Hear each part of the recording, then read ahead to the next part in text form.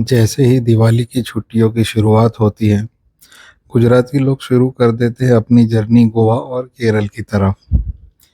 पर क्या सभी लोग गोवा जाते हैं या सभी गुजराती केरला जाते हैं? जी नहीं। जो लोग केरल और गोवा जैसी जगह पहले घूम चुके हैं, वो जाते हैं सोलो डेस्टिनेशन ट्रिप, जैसे कि उदयपुर। हमने भी हमारी जर्नी घर से उदयपुर के लिए स्टार्ट की थी और हमारा पहला पड़ाव था कोसंबा का आमली वाला रेस्टोरेंट। जबकि हमारी असली मंजिल आज के दिन थी नाथद्वारा। नाथद्वारा करीब सूरत से 550 किलोमीटर दूर है और सड़कें बहुत ही फैंटास्टिक, क्योंकि सूरत से आप जैसे ही एग्ज़िट करते हो वाया ओलपाड़ एंड हासोट, आपको मिल जाता है एक्सप्रेस वे, जो कि एक अनऑफिशियल एंट्री पॉइंट है। अनऑफिशियल एंट्री पॉइंट से आप एक्सप्रेस वे एक्सेस करते हुए आपको पहुंचना पड़ता है भरूच वाली एंट्री पॉइंट पे, और भरूच से आप एक्सप्रेसवे से अहमदाबाद होते हुए पहुंच जाते हैं नाथद्वारा। एक्सप्रेसवे से भी ज़्यादा अच्छे रोड है राजस्थान के हाईवेज। राजस्थान के हाईवे आपको बिल्कुल निराश नहीं करेंगे अगर आप ऑथो एंथुजियास्ट हैं। और नेक्स्ट डे हम पहुंच गए थे उदयपुर। उदयपुर पहुंचते ही पहले हमने देखा सनसेट। सनसेट में कुछ टाइम स्पेंड करने के बाद हम पहुंचे गनगौर घाट। और गनगौर घाट पे जैसे कि मेला सा लगा हुआ है, और वो ये हो भी क्यों नहीं, क्योंकि उदयपुर क्या ओल्ड टाउन या ओल्ड सिटी ऑफ उदयपुर है ही इतना खूबसूरत। यहाँ पर कबूतर के चबूतरे ने इस हेरिटेज बिल्डिंग को और ज़्यादा खूबसूरत और ज़्यादा ऑथेंटिक बना दिया था। हर तरफ जैसे कि सदियों की कहानी बिखेरती हुई ये बिल्डिंग है, और हर एक परिवार या हर एक कपल की अपनी अपनी कहानी। ये आपस में एक अजीब सी केमिस्ट्री प्रोड्यूस करते हैं, और शांत पानी के अंदर धीरे धीरे आगे बढ़ती हुई नाव, जो कि कई सदियों से अपने अंदर संजोई हुई कहानियों को बयां करती हवेलियाँ, इसको विटनेस कर। ओल्ड सिटी के रूफटॉप रेस्टोरेंट जैसे कि यहाँ आए हुए मेहमानों को आमंत्रण देते हुए संगीत बजा रहे हो। जैसे जैसे शाम का सुनहरा रंग इन ऐतिहासिक बिल्डिंगों पे और गहरा होता जा रहा था, वैसे वैसे आप एक अलग ही जादुई दुनिया में खो जाते हैं। यहाँ पर ना कि सिर्फ टूरिस्ट पर कलाकारों का भी जमावड़ा है। आपको एक से बढ़िया एक कलाकार, गायक, चित्रकार उदयपुर के इन घाटों पे मिलेंगे। उदयपुर में जैसे ही आप ये छोटी सी पुलिया पार करते हैं, आपको करीब करीब एम्स्टर्डम जैसा फील मिलेगा। शांत सा ये फवारा शाम को और ठंडा और ज़्यादा सुहाना बना रहा था। फिलोसोफर पॉइंट एक ऐसी जगह है जहाँ पे आप खुद के साथ एक बहुत ही बढ़िया वक्त बिता सकते हैं। अगर कोई जगह है जहाँ पर आप अपने आप को ढूंढ रहे हो, तो उदयपुर का ये लोकेशन आपको बिल्कुल निराश नहीं करेगा। ऐतिहासिक रूप से बनी हुई इमारतें, पुराने और नए मकानों का समन्वय, कई सारे मंदिर और उसी के सामने बहुत सारे मॉडर्न लॉन्जेस आपको एक अलग दुनिया में ले जाते हैं। लकीली हमें एक होम स्टे मिला जो कि किसी 5 स्टार होटल से कम नहीं था। करीब करीब 350 से 400 स्क्वायर फीट का ये कमरा, 3 लोगों के सोने के लिए पर्याप्त बड़ा सा बेड, एक बड़ी सी बालकनी, बहुत ही साफ सुथरे सुंदर फर्नीचर, पर्दे, पेंटिंग्स और बहुत ही कंफर्टेबल मैट्रेस। ये एक परफेक्ट हॉलीडे पे रेस्ट करने के लिए और अपनी यादगार ट्रिप को और मज़ेदार बनाने के लिए काफ़ी है। सुबह होते ही मैं चल पड़ा लाल घाट पे, क्योंकि हमारा जो पड़ाव था वो लाल घाट से कुछ कदमों पे ही था। सुबह पे वैसे तो टूरिस्ट की भीड़ होती नहीं है, परंतु नव युवक युवतियाँ जो कि आने वाले दिनों में शादी के बंधन से बंधने वाले हैं, वो अपने शादी के पहले के सफ़र को कुछ फोटोग्राफ्स में कैद करना चाहते हैं। इसके लिए प्री वेडिंग शूट का यहाँ पर एक मेला सा लग जाता है। सो आपको हर गली में, हर खूबसूरत बिल्डिंग के आगे, पुरानी हवेलियों के आगे और ऐतिहासिक कई सारे दरवाज़ों के आगे ऐसे कपल्स फ़ोटो खिंचाते हुए, मूवी शूट करते हुए, वीडियोस बनाते हुए दिख ही जाएंगे। मैंने तय किया था कि मुझे इस बार जगत मंदिर को बहुत ही करीब से देखना है, इसलिए मैं पुराने शहर के उस पोल में गया जहाँ से जगत मंदिर का ये अद्भुत दृश्य दिखता है। जगत मंदिर सुबह सुबह बहुत ही शांत और आपके दिल को शांति देने वाला एक अच्छी स्थान है। यहाँ पर आपको गूंज सुनाई देगी उन विदेशी पर्यटकों की जो आपसे कहेंगे हरिओम, नमस्ते, राम राम, और अपनी साइकिल को फिर से एक और पैडल लगा के आगे बढ़ जाएंगे और आपको एहसास दिलाएंगे कि उदयपुर ना कि सिर्फ हिंदुस्तान का परंतु टूरिज़्म में ये दुनिया का एक खास स्थल है। जगत मंदिर में 3 अलग अलग मुख्य गुंबज जैसा स्ट्रक्चर बना हुआ है, जिसके अंदर महाभारत, रामायण और अन्य युद्ध कथाओं को बहुत ही अच्छे से नक्काशी के द्वारा दर्शाया गया है। जगत मंदिर जैसे जैसे दिन आगे बढ़ता है वैसे वैसे टूरिस्ट की भीड़ को और अपने आप में समाता जाता है। लाल घाट की शाम, गणगौर घाट की शाम और उसके बाद अब बारी है गणगौर घाट की सुबह की।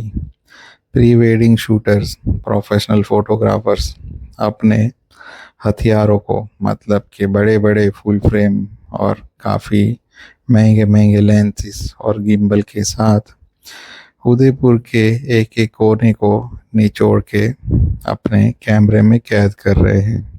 सुबह सुबह पंछियों का शोर है और बाकी पूरा उदयपुर शांत। बिल्डिंगों का प्रतिबिंब पानी को और खूबसूरती प्रदान कर रहा है। ऐसा लग रहा है जैसे कि हम 2 दुनिया एक ही नज़र से देख रहे हैं, पानी के ऊपर की दुनिया और वैसे ही दुनिया फिर से एक बार पानी के नीचे दिख रही है।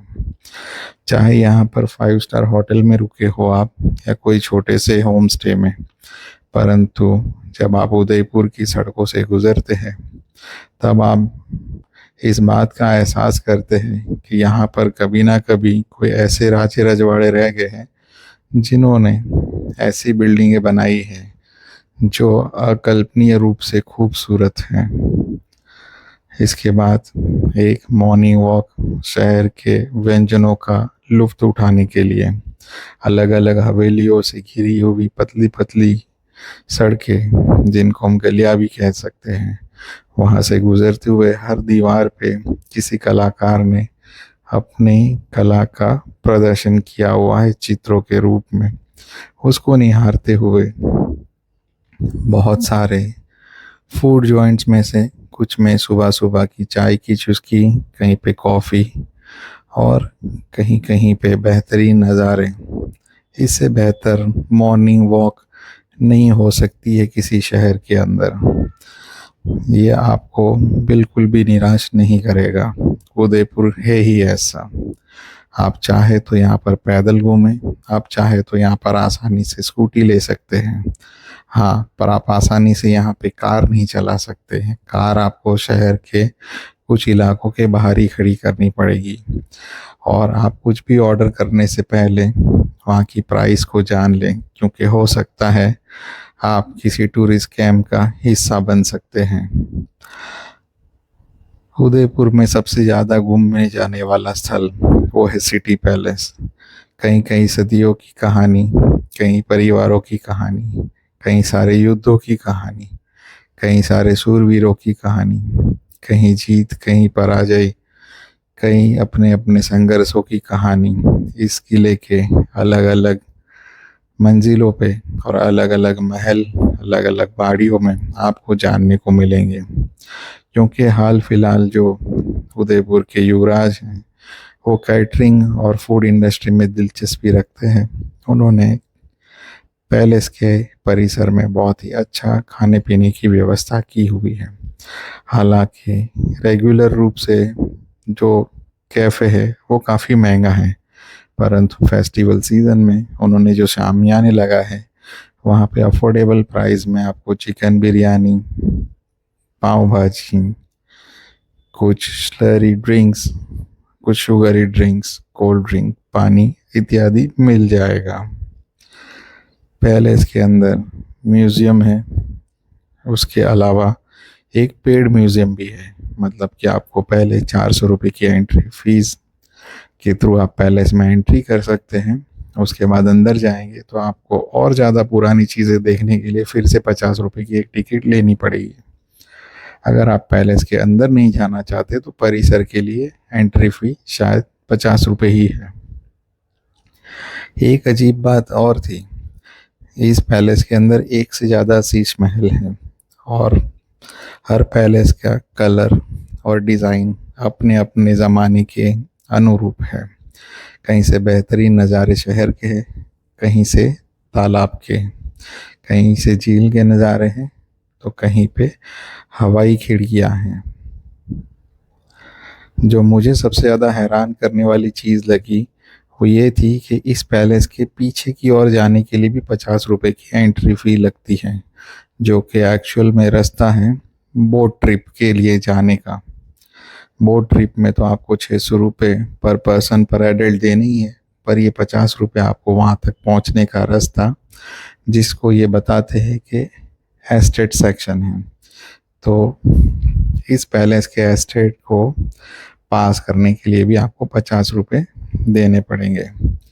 बोट में करीब आधे घंटे की राइड करके, जिसमें लेक का हर कोना आपको घुमाया जाता है बिना गाइड के या बिना किसी डिस्क्रिप्शन के।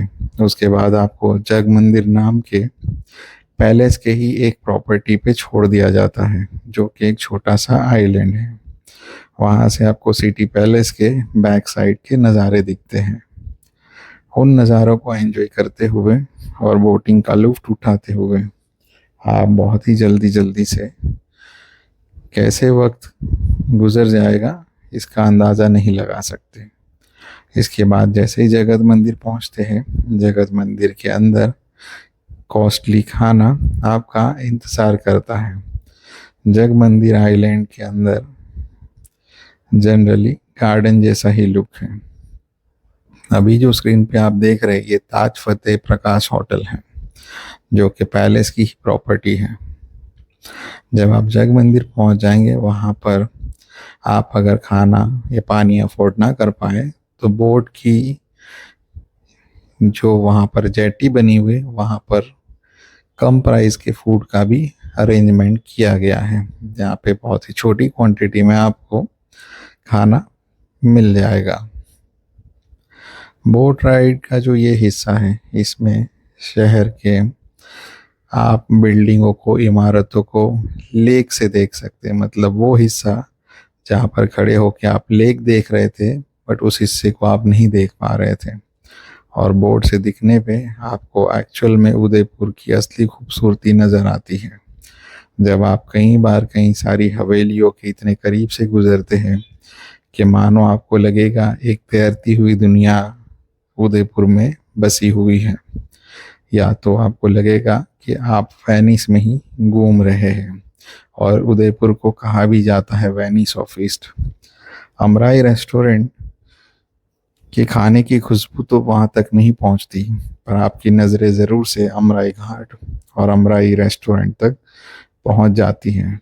उदयपुर 2 से 3 दिन की शहलगाह के लिए बहुत ही अच्छा ऑप्शन है।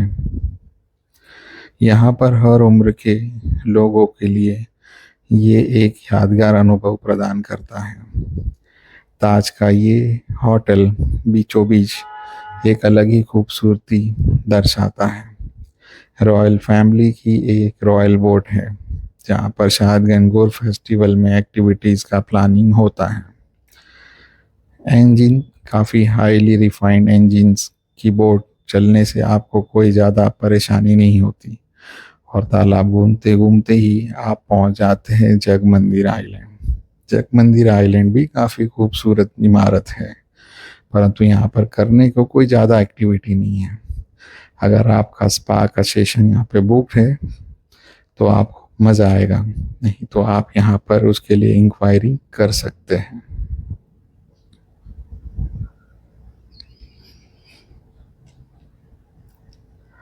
वहाँ पहुँचते ही आपको एक रॉयल्टी का एहसास मिलेगा, क्योंकि काफ़ी सारे हाथी के स्टेचू, पुराने ज़माने के गेट और एस्थेटिकली ब्यूटीफुल ये पैलेस प्रॉपर्टी आपको एक अलग ही दुनिया का एहसास कराती है।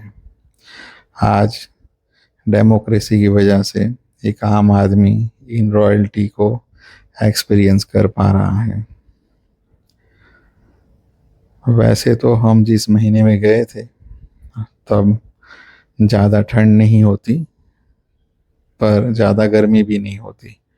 उसके बावजूद लेक का मॉइस्चर आपको थोड़ा सा हर्ट कर सकता है। क्योंकि अंदरूनी और पे खाना काफ़ी एक्सपेंसिव था, हमने आउटर साइड से कुछ रिफ़्रेशमेंट अवेल किए जो कि स्वाद में एवरेज थे। ओवरऑल एक्सपीरियंस मैं ये कह सकता हूँ कि जगमंदिर आप एक बार विज़िट कर सकते हैं, और अगर आप स्किप कर देंगे तो भी आपका कोई बड़ा नुकसान नहीं। ओवरऑल पैलेस विज़िट, पैलेस की एंट्री, बैक साइड एस्टेट की एंट्री, और ये ई व्हीकल जो आपको पैलेस से जेट्टी ले जाता है या जेट्टी से पैलेस लाता है, बोट राइड, जगह निवास में खाने का खर्चा, कुल मिला के आपको पर हेड 1500 से 2000 रुपये का खर्च हो ही जाएगा। हाँ, पर जब आप उदयपुर आए हैं तो ये एक्सपीरियंस लेना बनता है।